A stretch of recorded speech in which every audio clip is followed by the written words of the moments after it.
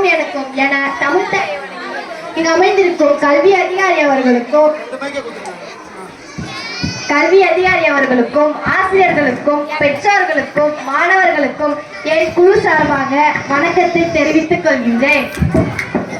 இன்றைய மாணவர்களுக்கு முக்கியம் படிப்பா ஒழுக்கமா என சிறப்பு பட்டிமன்றம் படிப்புன்ற தலைப்புல ஸ்வேதா, தீர்காஷினி, சிவதேஷ், இனியா, ஒழுக்கன்ற தலைப்புல நித்யஸ்ரீ, ரஜியா, தினிப்பன், ஸ்ரீ சார்னா.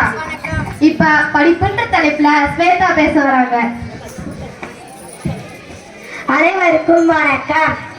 எக்குடியிலும் பிறப்பினும் யாவராயினும் அக்குடியில் கற்றவரே சிறந்தவர். படிக்கும் போது கஷ்டமாக இருக்கும். ஆமா ஆமா, படிக்கிறது ரொம்ப ரொம்ப கஷ்டம்தான். மூத்தவர் சொல்லும் முதுநெல்லிக்காயும் முன்னே கசக்கும் பின்னே இனிக்கும். எப்படி என்றால் நெல்லிக்காயை கடிக்கும் போது துவர்க்கும், பின்பு தண்ணீர் குடித்தால் இனிக்கும். ஆமா ஆமா, நெல்லிக்காயை கடிச்சா துவக்கும், அப்புறம் தண்ணி குடிச்சா இனிக்கும். கைத்தட்டி ரோட்டில் குத்தாட்டம் போடுதல், சைக்கிள் எடுத்துக்கொண்டு பள்ளிக்கூடம் வராமல் ஜாலியாக ஊர் சுத்துதல், யார் பேச்சும் கேட்காமல் தனது இஷ்டத்திற்கு இருத்தல். இன்று இனிப்பாக இருக்கும், நாளைக்கு வாழ்க்கை பூரா தெரிவித்து வைத்திடும் தம்பி. ஆனால் ஆரம்பத்தில் படிக்கிறதுக்கு கஷ்டமாக தான் இருக்கும். வாழ்க்கை பூரா உன்னை நல்லா வைத்துக் கொள்ளும். இன்று தலைமுடிக்கு படித்தால் நாளைக்கு தலை நிமிஷம் வாய்வதற்கு படிப்பு தான் தம்பி. நடுவர்களே, உங்களை யார் பார்த்தாலும் முதலில் என்ன கேள்வி கேட்பாங்க? நீ என்ன படிக்கிறன்னு கேட்பாங்க. நம்ம அப்பா அம்மாவை யாராவது பார்த்தாங்கன்னா என்ன கேள்வி கேட்பாங்க? உங்க பசங்க என்ன படிக்கிறன்னு கேட்பாங்க. எல்லோரும் உங்களை நல்லா படிக்க சொல்வது ஏன்?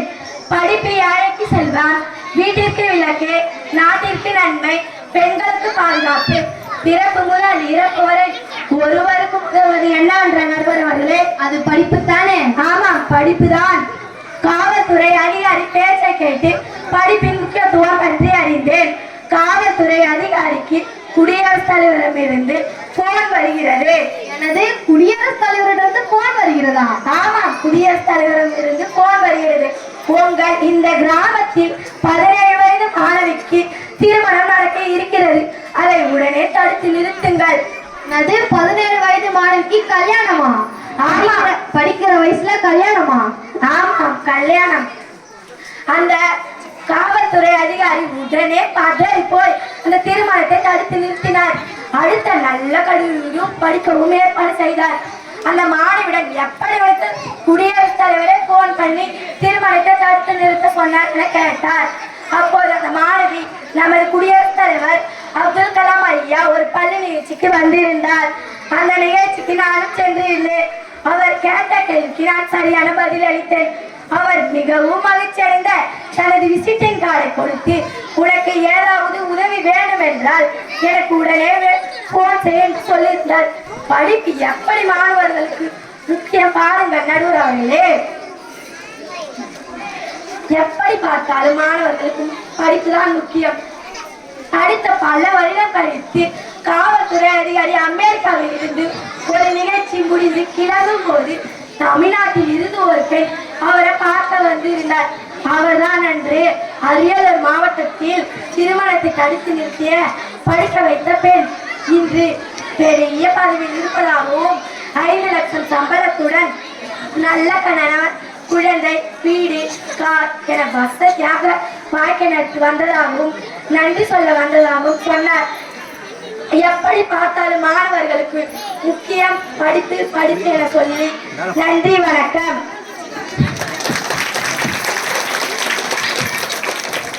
இப்ப ஒழுக்கன்ற தலைப்புல நித்யஸ்ரீ பேச வராங்க.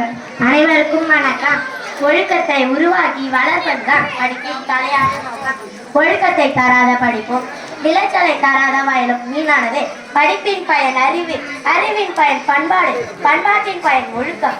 மாணவர்களின் முன்னேற்றமும் சமுதாயத்தின் வளர்ச்சியும் ஒழுக்கத்தின் பால் அமைவது. ஒழுக்கம் என்றால் என்ன அர்த்தம் தெரியுமா நடுவர் அவர்களே?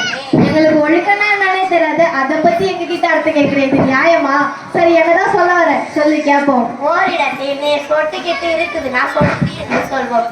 தொடர்ந்து சொட்டிக்கிட்டே இருந்தா ஒழுகுது என்று சொல்வோம். யாருக்கும் தொடர்ந்து ஒரு பழக்கம் தொடர்கிறதோ அது அவர்களுடைய ஒழுக்கம். நல்லொழுக்கம் உடையவர்களிடம் போய் உனது வாழ்க்கையில் எப்படி முன்னேறி வருவாய் என கேட்டால், பிறர் பொருளுக்கு ஆசைப்படாமல் நான் கஷ்டப்பட்டு பொருள் சேர்த்து முன்னேற வேண்டும். ஒழுக்கம் உயர்ந்தவர்களிடம் இருந்து கற்றுக்கொள்ள வேண்டும். கெட்ட ஒழுக்கம் தலையில் ரோடு போட்டால் பம்பை போட்டு முடி வெட்டி கொள். ஆமாமா, நாங்களும் டெய்லி ரோட்ல பாத்துக்கிட்டே தான் இருக்கோம். என்னென்னமோ கட்டிங் போட்டு முடியெல்லாம் வெட்டினே இருக்காங்க. ஆமாம் நடுவர் அவர்களே, பள்ளிக்கு வராமல் ஊரை சுட்டுதல், முக்கால் பேண்ட் போடுதல், கொடுஞ்சொற்கள் பேசுதல் இதனை தவிர்த்தால் வேண்டும். நல்லொழுக்கம் காலையில் எழுந்திருக்க வேண்டும். காலை இறைவனை வணங்கி உரிய நேரத்துக்கு பள்ளிக்கு வருவது, ஆசிரியர் தரும் வீட்டு பாடங்களை சரியாக செய்து வருவது, இப்படி தொடர்ந்து நல்லொழுக்கத்தை கடைபிடிக்க வேண்டும்.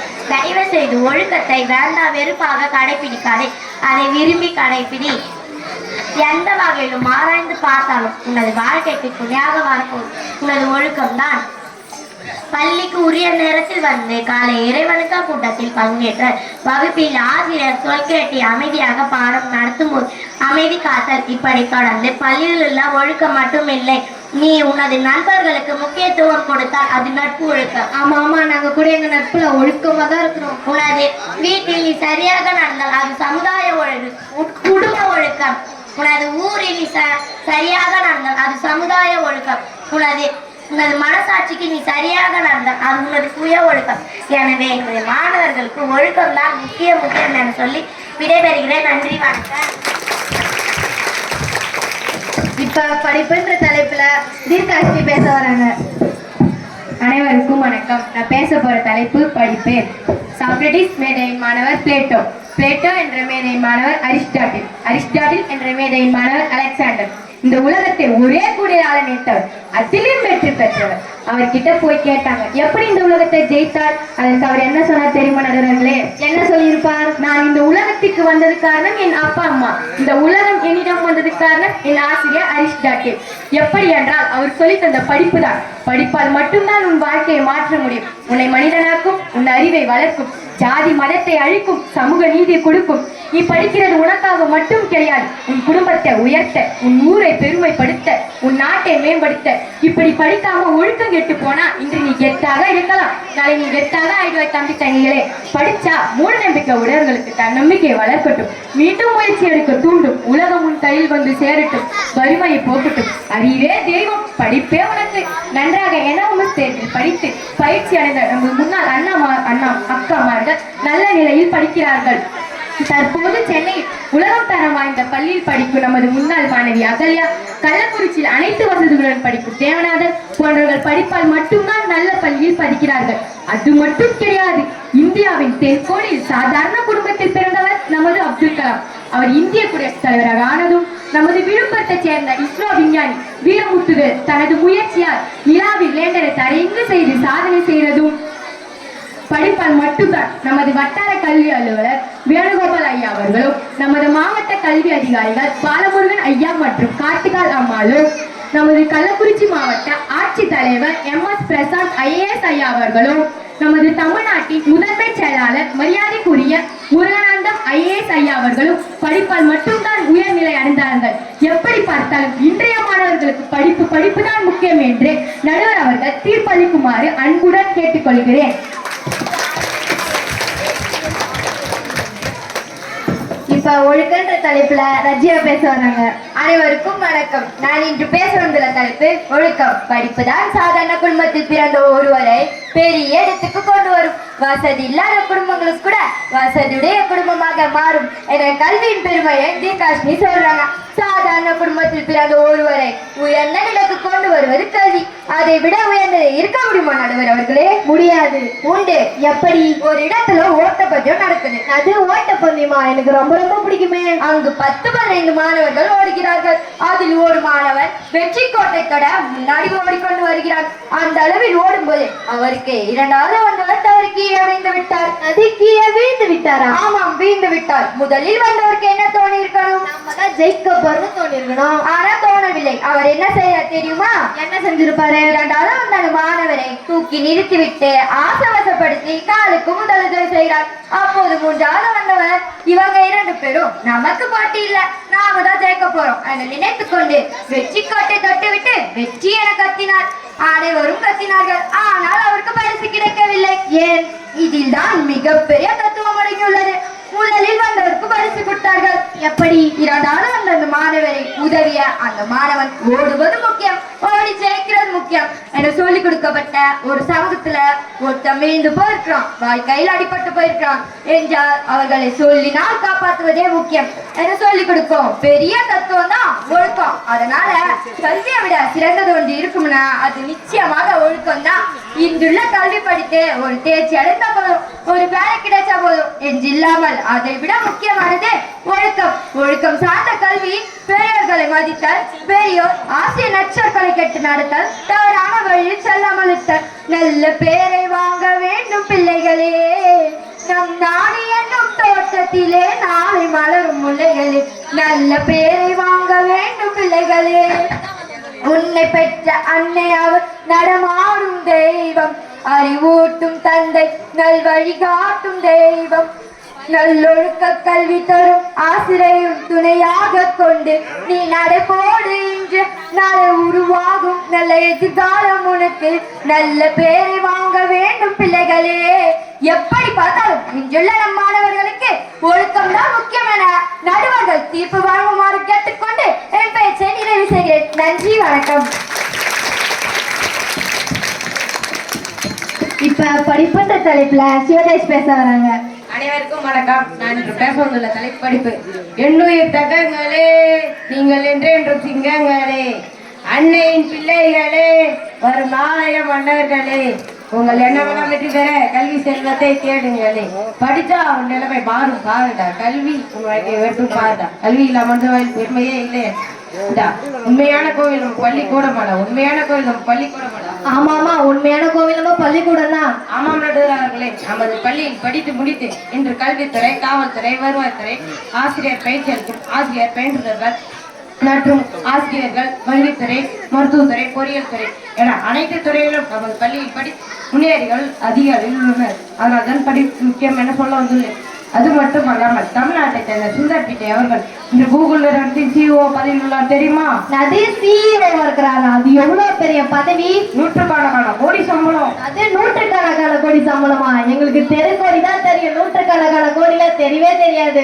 நம்ம லட்சம் சொல்றதை எப்படி சொல்லுவோம்? 1, 10, 100, 1000, 10,000, லட்சம். அதுக்கு மேல கோரி அப்புறம் சொல்ல பயமாவே இருக்கும். எப்படி சுந்தர் பிச்சை பதவி அதிக சம்பளமாக்கிறார்? படித்த படிப்பாக படிப்பு படிப்பு படிப்பு நம்மளை உயர்த்தும், நம் தலையத்தை மாற்றும். நடுவர்களே, இந்த மாணவருக்கும் முக்கியம் படிப்பு தான். பள்ளிக்கூடம் போயிடணும், பட்டமலை வாங்கிடணும், பள்ளிக்கூடம் போயிடணும், பட்டமலை வாங்கிடணும்.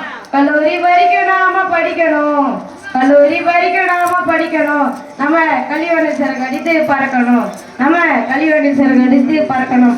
எனவே இன்றைய மாணவர்களுக்கு முக்கியம் படிப்புதான். நன்றி, வணக்கம்.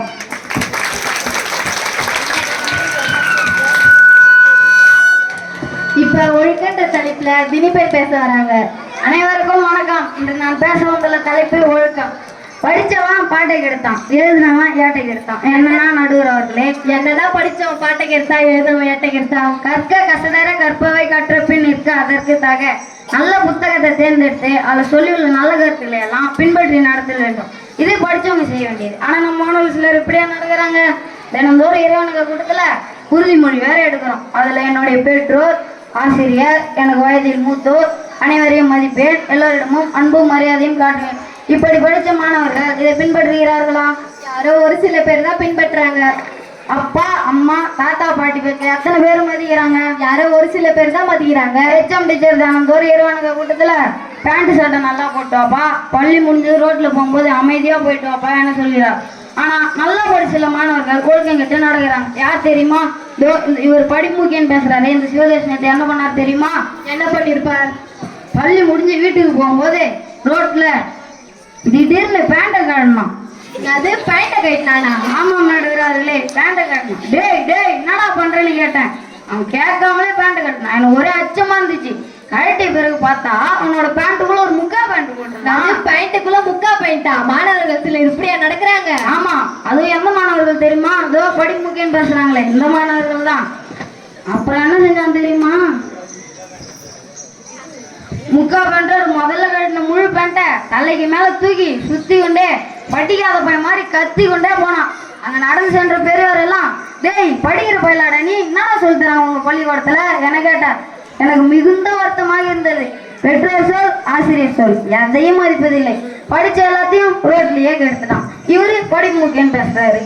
நல்ல நல்ல பிள்ளைகளை நம்பி இந்த நாடே இருக்குது தம்பி. அன்னையிடம் நீ அன்பை வாங்கலாம், தந்தையிடம் நீ அறிவை வாங்கலாம், ஆசிரியரிடம் நீ நல்லொழுக்கத்தை வாங்கலாம். இவை மூன்றும் இருந்தால் நீ நல்ல குடிமகனாக வாழலாம், உனது வாழ்விலும் நீ உயரலாம். ஆகையால் இன்றைய மாணவர்களுக்கு முக்கியம் ஒழுக்கம் ஒழுக்கம் ஒழுக்கம் என எனது பேச்சை நிறைவு செய்கிறேன். நன்றி, வணக்கம். இப்ப படிப்பற்ற தலைப்புல இவங்க 3 பேர் சொன்னாங்க. அதை தொகுத்து இப்ப இனியா சொல்ல வராங்க. அனைவருக்கும் வணக்கம். மாணவர்கள் படிப்பை பற்றி நினைவில் கொள்ள வேண்டிய கருத்துக்கள். எக்குடியிலும் பிறப்பினும் யாவராயினும் அக்குடியில் கற்றவரே சிறந்தவர். படிக்கிறது ஆரம்பத்தில் கஷ்டமாகத்தான் இருக்கும், ஆனால் வாழ்க்கை பூரா உங்களை நல்லா வைத்திருக்கும். பிறப்பு முதல் இறப்பு வரை ஒருவருக்கு உதவுவது எது என்னவென்றால் அது படிப்பு தான். எப்படி நான் இந்த உலகத்திற்கு வந்ததற்கு காரணம் எனது அப்பா அம்மா. இந்த உலகம் என்னிடம் வந்ததற்கு காரணம் எனது ஆசிரியர் அரிஸ்டாட்டில் என்றான் அலெக்சாண்டர். படித்தா மட்டும்தான் உன் வாழ்க்கையை மாற்ற முடியும். நன்றாக எண்ணமும் தேர்வு படித்து தேர்ச்சி அடைந்த நமது முன்னாள் அண்ணன் அக்காமார்கள் பல பேர் நல்ல நிலையில் உள்ளனர். இந்தியாவின் தென்கொடியில் சாதாரண குடும்பத்தில் பிறந்த நமது அப்துல் கலாம் இந்திய குடியரசுத் தலைவரானதும், நமது விழுப்புரத்தைச் சேர்ந்த இஸ்ரோ விஞ்ஞானி வீரமுத்துவேல் தமது முயற்சியால் நிலாவில் லேண்டரை தரையிறங்க செய்ததும், நமது வட்டார கல்வி அதிகாரி வேணுகோபால் ஐயா அவர்களும், நமது மாவட்ட கல்வி அதிகாரிகள் பாலமுருகன் ஐயா மற்றும் கார்த்திகா அம்மாவும், நமது மாவட்ட ஆட்சியாளர் MS பிரசாந்த் ஐயா அவர்களும், நமது தமிழ்நாட்டின் முதன்மை செயலாளர் முருகானந்தம் IAS ஐயா அவர்களும் உயர்நிலை அடைந்ததும் கல்வியாக. படித்தா மட்டும்தான் உன் வாழ்க்கையை மாற்ற முடியும். கல்வி உன் வாழ்வை உயர்த்தும் பாருடா. கல்வி இல்லாத மனிதன் வாழ்வில் பெருமை இல்லையா. நம்ம உண்மையான கோவில் நம்ம பள்ளிக்கூடமடா. உண்மையான கோவில் நம்ம பள்ளிக்கூடமடா. நம்ம பள்ளியில் படித்து படிப்பால் முன்னேறியவர்கள் நம்ம கிராமத்தில் அதிகம் உள்ளனர் என்பதால் நான் படிப்பை பற்றி பேச வந்துள்ளேன். தமிழ்நாட்டைச் சேர்ந்த சுந்தர் பிச்சை அவர்கள் இன்று கூகுள் CEO-ஆக உள்ளார். எப்படி? அவர் படித்த படிப்பு படிப்பு படிப்பு நம்மளை உயர்த்தும். தலையெழுத்தை மாற்றுவது படிப்பு தான். அதனால் தான் நமது முதல்வர் ஐயா அவர்கள் பட்டப்படிப்பு பயிலும் மாணவர்களுக்கு தமிழ் புதல்வன் திட்டம், பட்டப்படிப்பு பயிலும் பெண்களுக்கு புதுமை பெண் திட்டம், படிக்கும் மாணவர்களுக்கு விலையில்லாத புத்தகம் முதல் கணினி வரை கொடுத்து படிக்க சொல்கிறார்கள். எனவே மாணவர்களுக்கு முக்கியம் படிப்பு தான் என்று கூறி விடைபெறுகிறேன். நன்றி, வணக்கம். இப்ப ஒழுக்கன்ற தலைப்புல இவங்க 3 பேர் சொன்னாங்க. அதை தொகுத்து இப்ப ஸ்ரீசாவனா சொல்ல வராங்க. அனைவருக்கும் வணக்கம். நான் பேச வந்துள்ள தலைப்பு ஒழுக்கம். மாணவர்கள் ஒழுக்கத்தை பற்றி நினைவில் கொள்ள வேண்டிய கருத்துக்கள். மாணவர்களின் முன்னேற்றமும் சமுதாயத்தின் வளர்ச்சியும் ஒழுக்கத்தின் பால் அமைவது. ஒழுக்கம் உயர்ந்தவர்களிடமிருந்து கற்றுக்கொள்ள வேண்டும். கெட்ட ஒழுக்கம் வாழ்க்கைக்கு துணையாக வரப்போவதில்லை. நல்ல ஒழுக்கம் தான் வாழ்க்கைக்கு துணையாக வரும். பள்ளி முடிந்தால் அமைதியாக வீட்டுக்கு செல்லல், தினந்தோறும் வீட்டு பாடங்களை சரியாக முடித்து வருதல் எனவும், ஒருத்தர் விழுந்து போயிருக்கிறார், வாழ்க்கையில் அடிபட்டு போயிருக்கிறார் என்றால் அவர்களை பாதுகாப்பது முக்கியம் என சொல்லிக் கொடுக்கும் பெரிய தத்துவம் தான் ஒழுக்கம். அதனால் கல்வியை விட சிறந்தது ஒன்று இருக்கும்னா அது நிச்சயமா ஒழுக்கம்தான். தினந்தோறும் இறைவணக்க கூட்டத்துல உறுதிமொழி வேற இருக்கிறோம். அதில் என்னுடைய பெற்றோர், ஆசிரியர், எனக்கு வயதில் மூத்தோர் அனைவரையும் மதிப்பேன், எல்லோரிடமும் அன்பும் மரியாதையும் காட்டுவேன். இந்த உறுதிமொழியை மாணவர்கள் பின்பற்ற வேண்டும். ஒழுக்கம் விழுப்பம் தரலான், ஒழுக்கம் உயிர் நூல்வாம்பப்படும் வள்ளுவர் வாக்கு. உயிர் ஒருவருக்கு முக்கியம். உயிரில்லை என்றால் நாம் இல்லை. ஆனால் அந்த உயிரை விட மேலானது ஒழுக்கம் என சொல்லும் காரணம், ஒழுக்கத்தை நாம் கடைபிடித்தால்தான் வாழ்வில் சிறந்த மனிதராக மாற முடியும். எனவே எப்படி பார்த்தாலும் இன்றைய மாணவர்களுக்கு முக்கியம் ஒழுக்கம் ஒழுக்கம் என சொல்லி எனது பேச்சை நிறைவு செய்கிறேன். நன்றி, வணக்கம். இப்ப படிப்பை பத்தி இவங்க 3 பேர் சொன்னாங்க. அதை தொகுத்து நினைவில் கொள்கை அவங்க சொன்னாங்க. இது யார் நினைவுல வச்சுக்க வேணும்? மாணவர்கள். இப்ப ஒழுக்கத்தை பத்தி இவங்க 3 பேர் சொன்னாங்க. அதை நினைவுல வச்சுக்கணும் அவங்க சொன்னாங்க. யார் நினைவுல வச்சுக்க வேணும்? மாணவர்கள். சரி, இப்ப தீர்ப்பு சொல்ற நேரம் வந்தாச்சு. அமெரிக்காவில் மைக்ரோசாப்ட் கம்ப்யூட்டர் நிறுவனம் இங்கு வேலைக்கு ஆள் எடுக்கும் போது இந்தியர்கள் 60 பேரும் 40 பேர் அமெரிக்கர்களும் வேலைக்கு எடுத்தாங்க. அதனால பதிப்படைந்த அமெரிக்கர்கள் அதன்படி ஜனாதிபதியாக இருந்த ஒபாமாவிடம் சென்று முறையிட்டார்கள். உடனே ஒபாமா அவர்கள் இந்திய மாணவர்களும் அமெரிக்க மாணவர்களும் படிக்கும் பல்கலைக்கழகத்திற்கு சென்று முறையிட்டார்கள். அங்குள்ள அமெரிக்க மாணவர்களிடம் உங்களிடம் அறிவு இருக்கிறதா? இந்தியாவில் நம்மை விட படிப்பதற்கு வசதி குறைவு. அந்த மாணவர்கள் நிறைய பேர் கம்ப்யூட்டர் நிறுவனத்துல வேலைக்கு சேர்கிறாங்க. உங்களுக்கு புத்தியே இல்லையா? என்ன காரணம் என கேட்டார். யாரும் பதில் சொல்லவில்லை. அப்போது அந்த பல்கலைக்கழகத்திற்கு ஆசிரியராக உள்ள ஒரு இந்திய பெண் எழுந்து ஒபாமா அவர்களிடம் நான் பதில் சொல்லட்டுமா என கேட்டார். சரி, அனுமதி கொடுக்கப்பட்டது.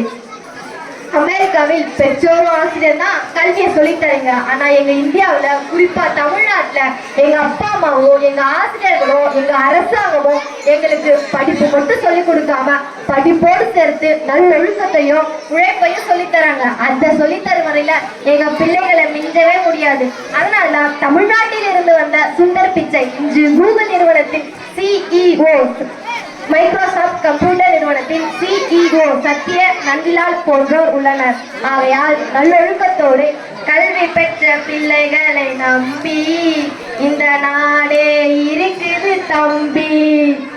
சின்னஞ்சிறு கைகளை நம்பி நாளைக்கு ஒரு சரித்திரம் இருக்குது தம்பி என சொல்லி நல்லொழுக்கத்தோடு கூடிய படிப்பையும் படிப்பதுதான் இன்றைய மாணவர்களுக்கு முக்கியம் முக்கியம் முக்கியம் என தீர்ப்பளித்து விடைபெறுகிறேன். நன்றி, வணக்கம்.